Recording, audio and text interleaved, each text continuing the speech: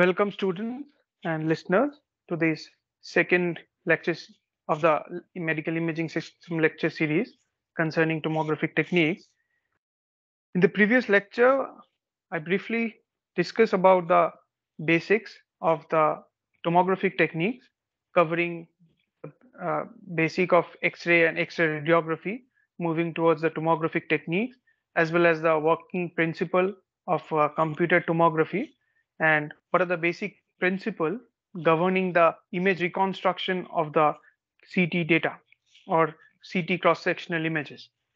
In this lecture, the second lecture, I'll briefly cover about the CT imaging system and what are the basic components of a typical CT imaging system that are used to capture the CT scanned image. So, a typical CT scanner consists of several components. The X-ray tube, which is nothing but the source of the X-ray, which produces the X-ray. There is some sort of filtration device that filtered the X-ray for generating a more uh, energy efficient or a particular energy of X-ray beams. There is something known as a collimator that collimates the device, the X-ray, pardon me, collimates the X-ray or focuses the X-ray or controls the width of the X-ray. And there is the radiation detecting device or the X-ray detector, which can be a single detector or a array of detectors. And between the X-ray source and the detector, there is the patient. So this is the basic of the or a typical uh, CT scanner comprises of these structures. And apart from this, there is the computer console or the post processing unit, which is I'll the post processing unit. So before moving into the overall understanding of the CT imaging system, let me discuss briefly about the overall development of the CT machines. So what they are known as the CT generation. So there are several generations. So mainly I'll talk about the important ones. So the first generation CT machine, that was the one which was discovered in around 1980s and prevalently used in during the 1980s. They use what is known as a single pencil beam or a narrow pencil beam. As you can see here, they uses what is known as pencil beam, that is the beam of the X-ray. They were very narrow, and the mechanism they used to follow are known as a translation rotational mechanism. So first, the X-ray emits, the X-ray source emits a beam of X-ray. It then it translate to a certain the degree. It's translate to let's suppose a few length, and then again emits the X-ray, and then it rotates for a certain degree, and it uh, follow the same structure, that after the rotation it also again translate, and further this thing is done for in the entire structure. So this is the most primitive one, the primitive one being because it uses it was only used to capture the image of the human skull or the brain, and the brain used to be placed inside a water bath. It again, this use a translation and rotation mechanism for the tube detector system, and it uses a single detector. So the X-ray detector or the radiation detector that is used, that uses a single detector. And the scan time was particularly very high, like I said in the previous image, in the previous lecture. This overall scan time was very high for a generation of a single slice or a single cross-sectional slice. It used to take around more than 5 minutes, and the overall reconstruction after completing the entire scan, a 360-degree scan, the total slices that are gathered, they used to take days to perform the computerized algorithm for the computer post processing. So the takeaway from here is that the first generation was used particularly to scan the brain. It uses a single beam that is in the shape of a thin pencil beam or narrow pencil beam. It uses a single detector, and the detector and the X-ray tube system used to rotate, then translate, then again rotate, and this translation rotational mechanism covers the patient that are lying between the X-ray source and the detector. Now coming to the second generation, the type of the beam, which used to be a single thin pencil beam, now changes to what is known as a fan beam. That can be seen here. The beam diverges. So the fan beam was what is known as a narrow fan beam. Basically, it diverges from the X-ray source.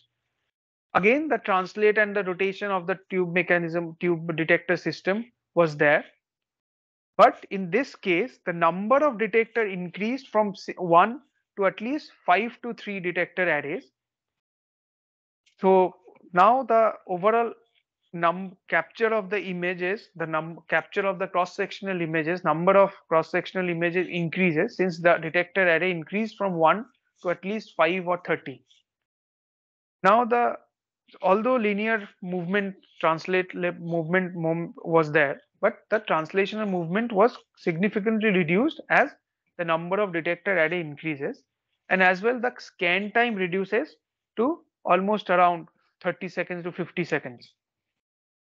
So as compared to the first generation, the second generation introduced what is known as a fan beam, which was narrow again, but the fan beam was a divergent beam that covers a more area of the system that was being scanned, or the object or the subject patient that was being scanned.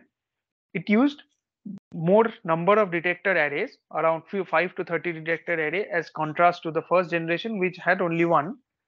The scan time was significantly reduced from 5 seconds, 5 minutes to 30 or odd seconds, which was again improved in the third generation, where the fan beam structure was retained, but the fan beam was much wider as compared to the second generation. Therefore, it can cover even more region of interest or the area of interest of the subject being scanned. But this time, the translate and rotate movement mechanism of the tube and detector system was completely replaced by the rotate mechanism. So what is a rotate mechanism? So there you can see this is the X-ray source, and coupled with it on the opposite side is the detector array.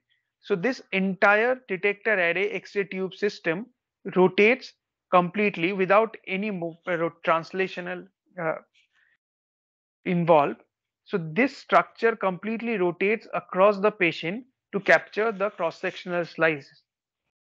Now this introduced in some cases a curve detector array, or the detector array number of detector arrays increased from 6 to 50, that was in case of the second generation, to around 500 to 1000, or here 600 to 900 curve detector array.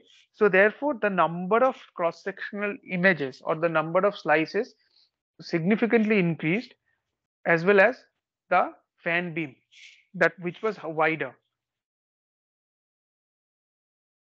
And again, as we can see, we can easily understand that the scan time significantly reduces, which was used to be around 30 odd seconds. In case of second generation CT machine, it reduces down to 5 seconds, or around 5 seconds. Around in case of scan, I mean the third generation machine system.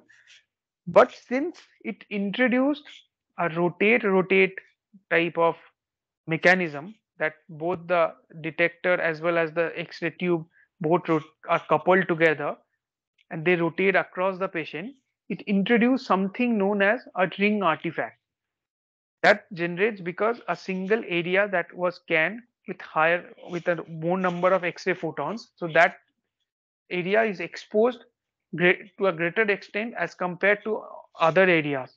So that generate what is known as a ring artifact, which is quite significant in case of this third generation CT machines. Now coming to the next and the most popular one, which is there, this is a fourth generation CT machine. So it uh, gen covers the entire gantry or the entire circular detector array was there, that has almost 1200 to 400 or 4800 or 5000 detector system, stationary detector system. So what happens? So this entire gantry is covered with circular detector array which are stationary. So now in the fourth generation, which is the common one that are used in current days in clinical settings, this entire gantry has covered with stationary detector arrays, comprising almost about 2000 to 5000 stationary detectors. The only thing that rotates was the X-ray tube. So the X-ray tube rotates across this detector array, and it captures this white fan beam cover the entire patient region of interest for generating the cross-sectional images. So this fixed detector assembly reduces the ring artifact, unlike the one we saw in case of the third generation, where since the detector as well as the X-ray source both were rotating, in this case the X-ray source only rotates and the detector stays stationary. Therefore, it reduces the ring artifact. And here also the scan time is significantly reduced to less than 2 seconds. But one of the drawbacks here is its high cost due to the technical sophistication that it requires to achieve this smaller scan time with reduced ring artifact. Again, what it used is a particular technology that is known as a slip ring. So slip ring, I'll discuss in much detail in the later part of this series. So to understand it in a simpler words, in the first generation of detectors, it used wires for taking the images or feeding information or providing a voltage currents to the system. During the rotation of the structure, these wires get twisted or tangled with each other, and that they has to stop the system, again detangle this thing and take the next set of data. The slip ring essentially removes this necessity of the wires, and it can be the images or the data or the energy signals that can be passed from this rotating part to the stationary part for generating the X-ray images or the CT cross-sectional images. So this is a real life X-ray machine with this cover removed. So here this is again the third generation, or we can fourth generation X-ray machine basically. So this is a X-ray tube which emits the X-ray. This is the fan beam X-ray, as we can see here. This is a white fan beam X-ray, and this being the X-ray detector array or the curve detector array, and this R is showing the rotation of the gantry. So the gantry rotates around this direction, this clockwise direction, and the patient who is positioned in the middle of this gantry, this detector array or this coupled X-ray source and detector rotates around the patient full complete 360-degree to generate the X-ray CT slices. Now the next, coming to the important one, the CT imaging system. The first important one being the X-ray tube. So this is a basic schematic of the X-ray tube. So we can see it is nothing but a vacuum tube of borosilicated glasses. So there is basically two electrodes. This is the cathode and one is the anode. The cathode is one that produces, so there is a potential source, there is a high voltage source, which while the voltage is given to the cathode, it basically illuminates and it becomes heated and emits electrons, high energy electrons, which interacts with the target or basically the anodes, which is nothing but tungsten, and it releases energy in the form of X-rays. But there are two important issues that are prevalent and that are important to understand, is that there is something known as a focal spot. So what is a focal spot? That when the X-rays that are produced from the cathode or the cathode ray, they hit a certain portion of the tungsten target, that is the anode, and since the X-rays has very high energy, that path starts getting heated. So the target anode should be made up of such material that does not get uh, eroded away, or that does not vaporizes, and that can cool faster without causing much damage to the system, that are seen for high atomic number elements, which tungsten is having a high atomic number of 74. That is why it does not uh, evaporate quickly when it is getting bombarded with the high energy electrons. And through two mechanism, one is known as Bremsstrahlung and another is known as characteristics X-ray production, the X-rays are generated.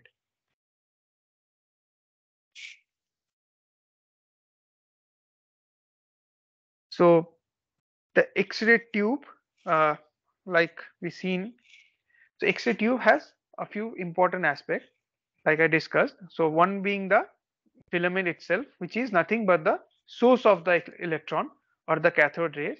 They are uh, the wire, the helical wire of tungsten. The tungsten, like I said, is heated when voltage or potential drop is given across it to incandescence by the flow of the current, and it emits electron. Then there is something known as a focusing cup that basically holds this filament. The focusing cup is nothing but a negatively charged molybdenum having a concave shape. It focuses the electron beam towards the target, towards the anode. The anode, like I said, is made up of tungsten and it is embedded in a copper stem. The reason why the tungsten is embedded in copper stem, because it can be cooled down quickly. The target converts the kinetic energy, the high energy of the X-ray of the electron, into X-ray photons. Now there are two important aspects that I need to discuss. The first thing is that, like I said, the high kinetic energy electrons are hitting the tungsten target at a single point. So that point, although it is made up of high atomic number element tungsten, it is getting heated over the time, and finally it causes damage to the structure, and it takes time to cool down. So this method where this tungsten, this anode target is getting bombarded at a single focal point, is known as a stationary structure or the stationary anode structure. To reduce this one, to reduce this heat induced damage to the anode, another mechanism that is known as a rotatory anode structure was introduced, where the anode keeps on rotating such so that the high energy electron hit different different areas of the anode. Thereby the overall heat distribution is there heat distribution is there across the entire surface of the anode. So X-ray tube have either can be a stationary anode or a rotatory anode, and in common clinical settings that is available today uses a rotatory anode system. The next one of this imaging system, and a very important one, is the filtration device, or also known as a beam hardening filter. So what is a beam hardening filter do? What does a beam hardening filter perform? Basically is that the X-ray that is generated from the X-ray sources are they are polychromatic. That means they have different energies, starting from a very low energy as well as a very high energy. So what is happening if this polychromatic X-ray, polychromatic energy based X-rays are given to the system or given to the patient, the low energy X-rays are readily attenuates by the body, which does not contribute towards the final output or the final image, but it increases the patient dose. Therefore, the beam hardening is some sort of a hypers filtering, which basically attenuates the low energy X-rays and try to make it a more or monochromatic or a pseudo monochromatic X-ray beam. That is, it carries only the high energy beams that are that are important for getting the anatomical images. So they are typically made up of copper. This beam hardening filters are typically made up of copper or aluminium having a 6 mm thickness. So like I said, it eliminates the low energy X-rays which only increase the patient dose. So this heavy filtering, this that is this high pass filtering we can say it, produces a very penetrating beam because it only allows the high energy X-ray beams or the high frequency X-ray beams. This reduces the beam hardening artifacts in the final image. There is another type of filter that is known as a bow tie filter, which is again very important one. So what does a bow tie filter do? So as we can see from this structure, this is a bow tie filter. So the thickness of this filter is higher at the periphery while it is very minimal at the middle. Why is that required?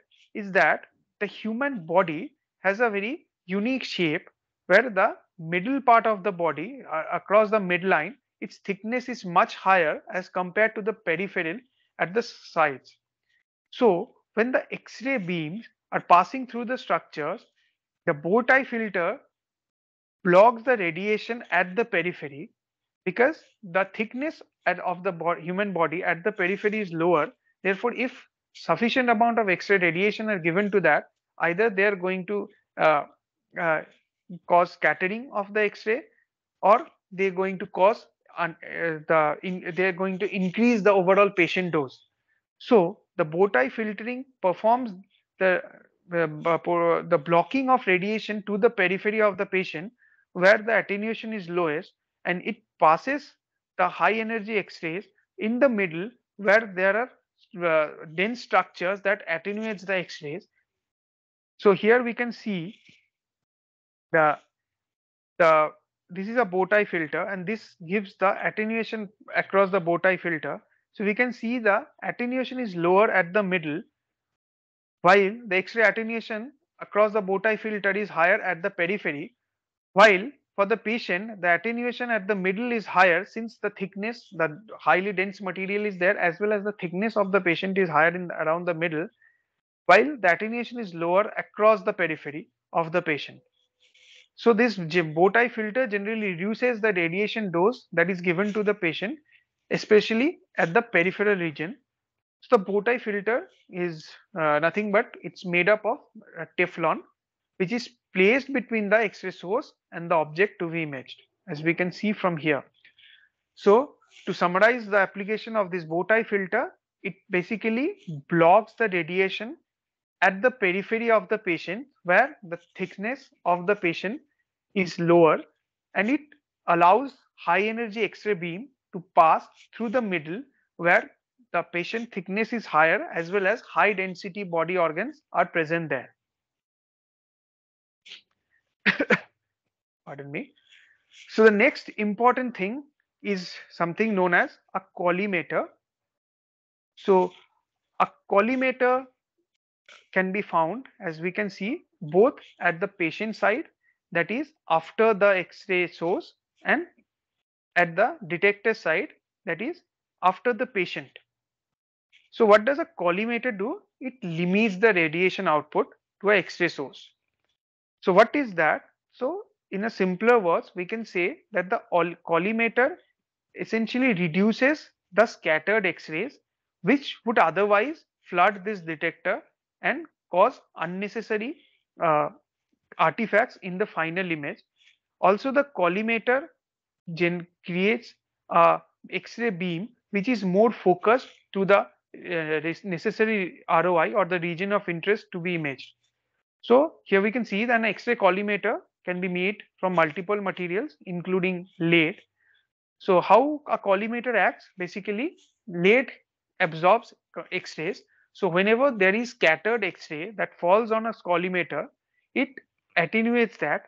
Only the grid, the blank spot we can see here, the blank space here, only those X-ray that passes through this region will hit the object or the patient. And the same thing can be said from here. All the scattered X-rays will be attenuated by the collimator. Only the object, only the X-rays that goes through this slit will hit the uh, X-ray detector. So this is like the how the collimator works. So it basically reduces what I say, the scattered X-rays. So here we can see the X-rays have different directions. So they are, this collimator, as we can see, the darker one are no, made up of lead, which is basically radio opaque substance, and the white, the spaces in between are something made up of radiolucent substance that allows X-rays. So whenever there are scattered rays that hit this radio opaque substance, that is, let's suppose this is lead, it absorbs that. Only those X-rays pass through the collimator, which passes through this small slit or this grid. That is why it makes the collimator in turn control the beam width. So from the previous understanding, for a single slice scanner, collimator essentially determine the slice thickness.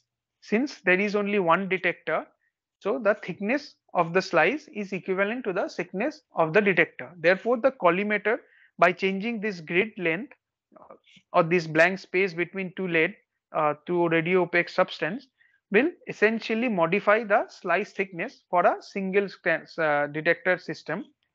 While for modern CT systems, which uses multiple scanner and slices, so a multiple slice scanner, it basically determines the beam width which is hitting the patient. Basically, the collimator shapes or modify the X-ray beam width to and from the patient. So, we, what is the function in a simpler words? What is the function of the collimator? The first being that it reduces scattered X-rays. How it reduces scattered X-rays? There are uh, radio opaque substances as well as radiolucent substances placed one after another in an array. So whenever scattered X-rays or any X-ray beam that hits the radio opaque substance, it's get attenuated by it. Only those X-rays may passes through the collimator, which passes through the radiolucent substance. So this in turn control the beam width for a multi-scanner CT machine, while for a single scanner CT machine or single detector CT machine, it essentially determines the slice thickness. That means the collimator basically shapes the X-ray beam or focuses the X-ray beam to the required region of interest, both towards the patient as well as from the patient to the detector. Here we can see the collimator. So this is X-ray beam, X-ray source, and this is the X-ray beam, and these are the scattered X-rays we can see here. And this is nothing but the grid, or this is sometimes known as an anti-scattering grid or collimator.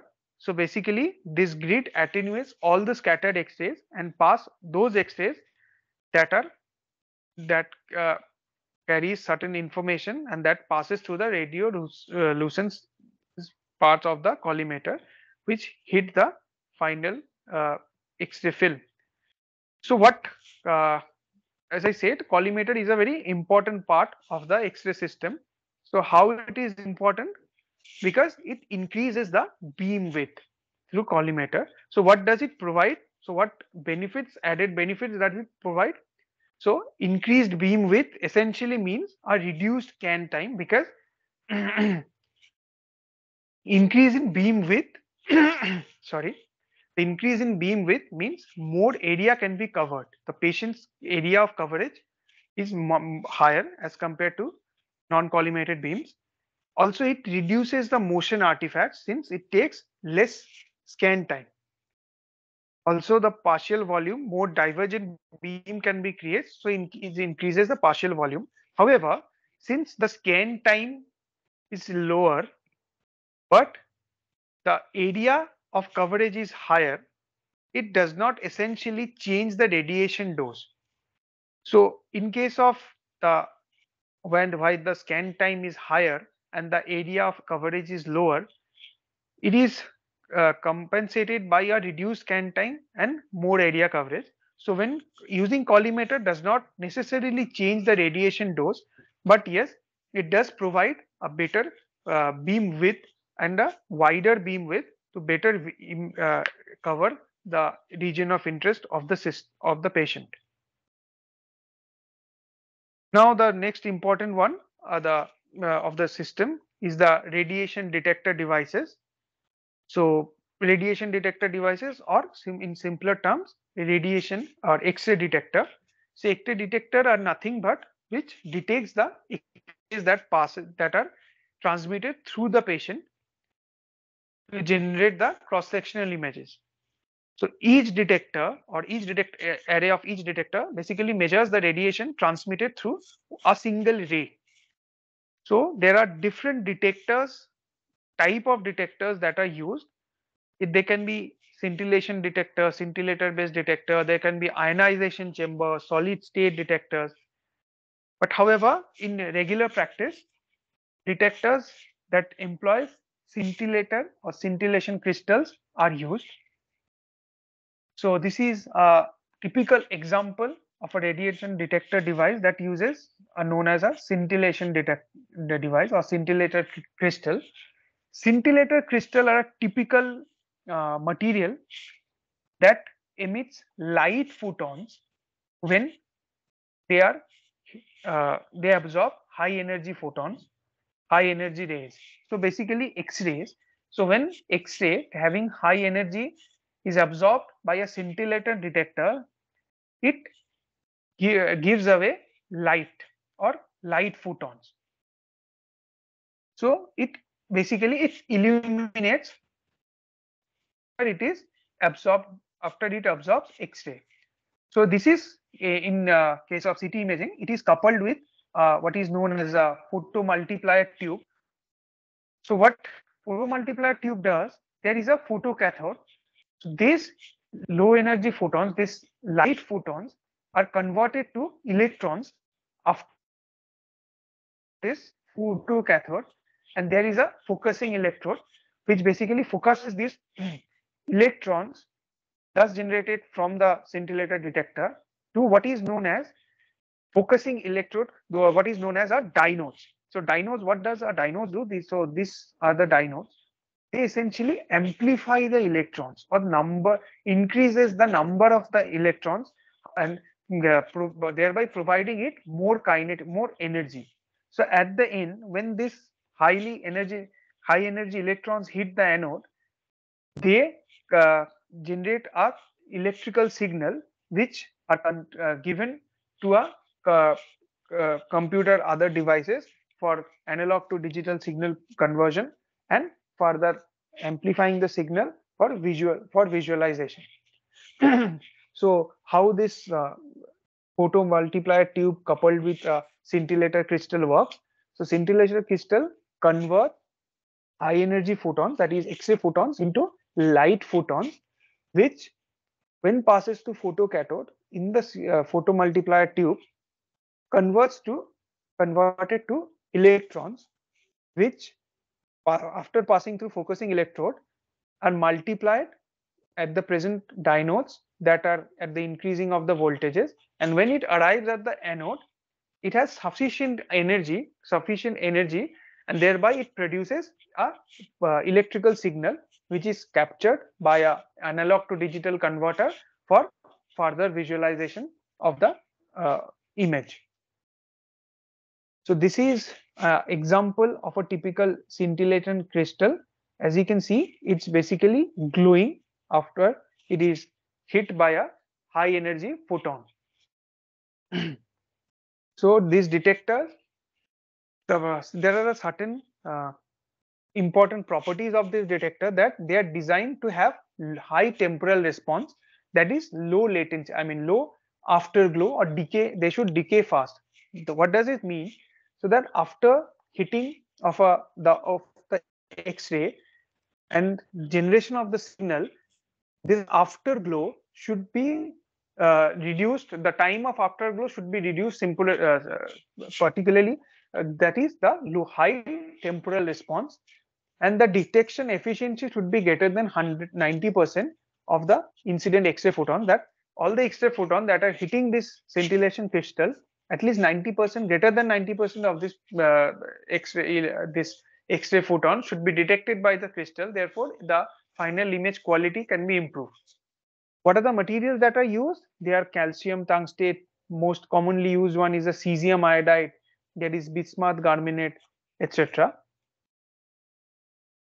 So this is a typical schematic of this detection system. So this is again like this is the incident particle, that is the X-ray.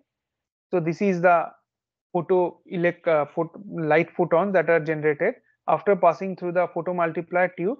So these diodes at the end, the energy of the electron is sufficiently high so that it can provide a strong electrical signal, which is then processed uh, to several other instrumentation through several other electronics techniques to finally generate a digital representation of the cross section of the internal structure of the patient.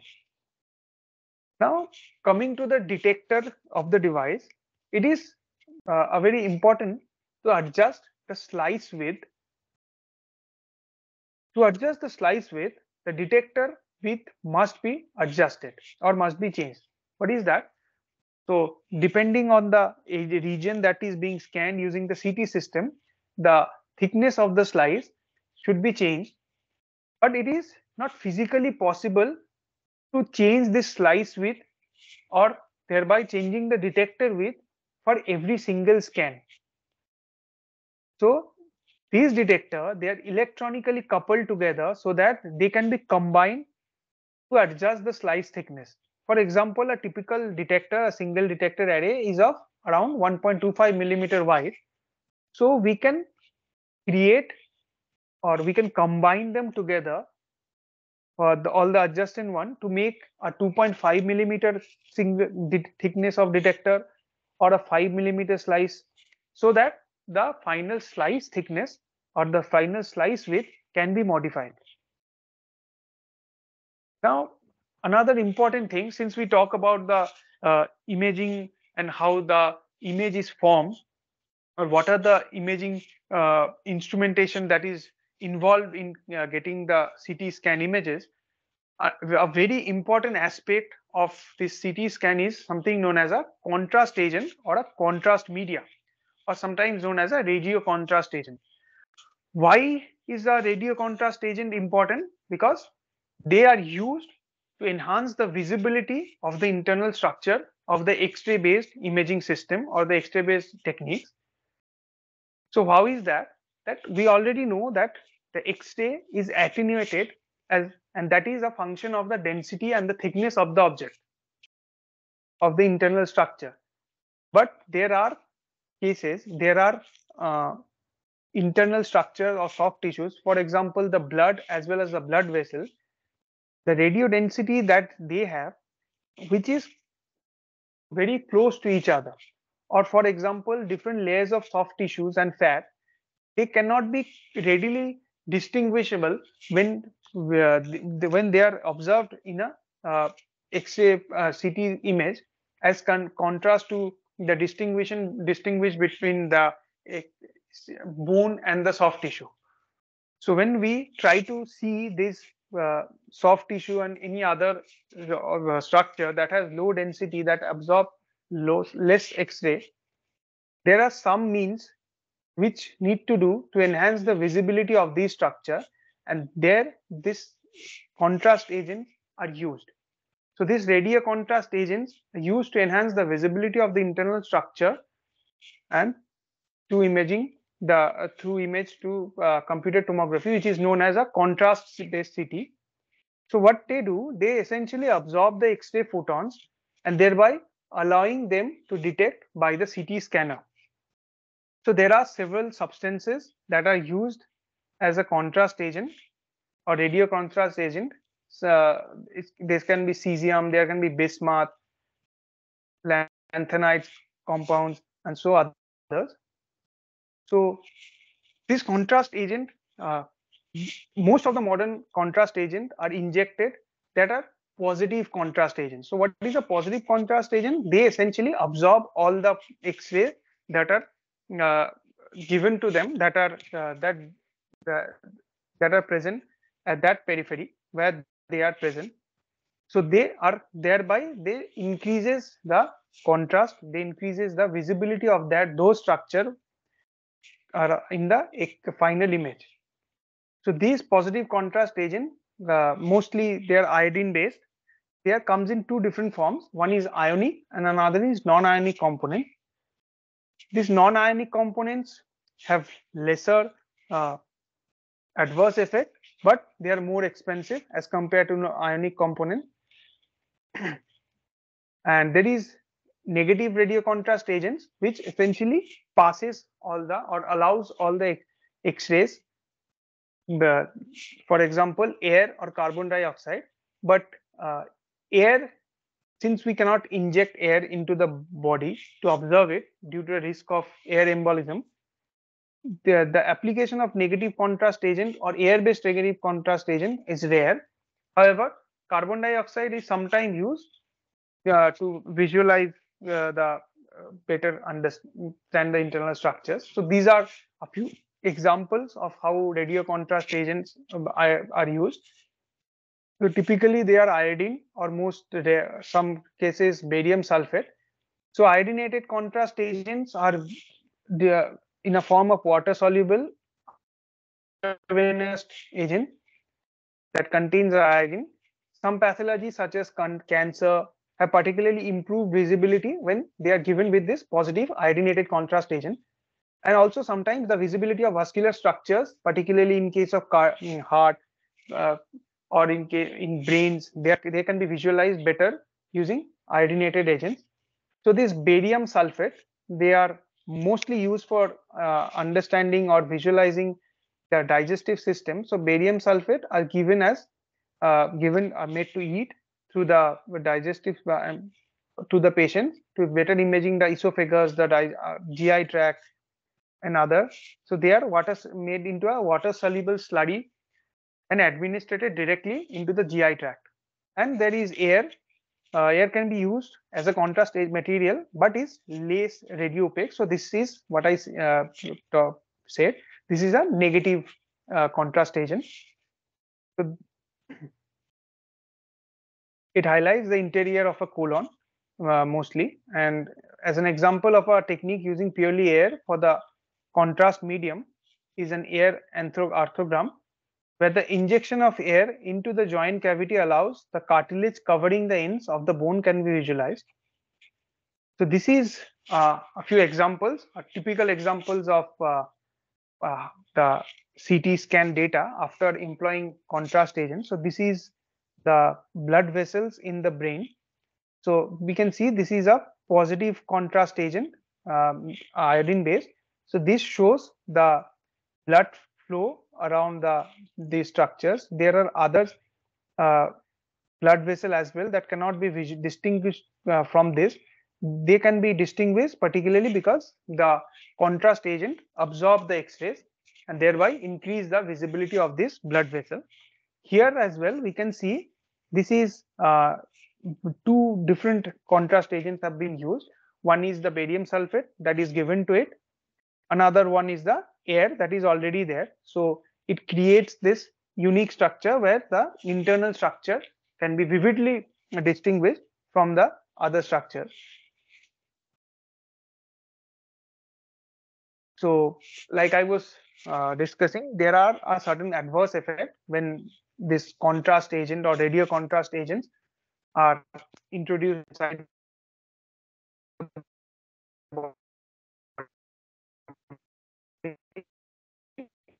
But however, the modern iodine iodinate. So there are certain adverse effects of the radio contrast agent. They can be subdivided into type A and type B. So type A are basically the thyroid related, and the type B are basically hypersensitivity. That is basically allergic or non-allergic reaction. But there are certain cases where iodinated contrast agents have been seen to cause a few damage to the kidneys, especially when they are given via the artery before the study, such, such as the coronary angiography and all. And there is the thyroid dysfunction. So iodinated contrast agent can induce overactivity or underactivity, that is the hypothyroidism or hyperthyroidism of the thyroid gland. So although these effects are there, but they are not significantly high, and they are they are well tolerated by the system. With this, I would conclude this lecture. In the next lecture, I'll briefly talk about the modern system that are being used. Thank you for your participation.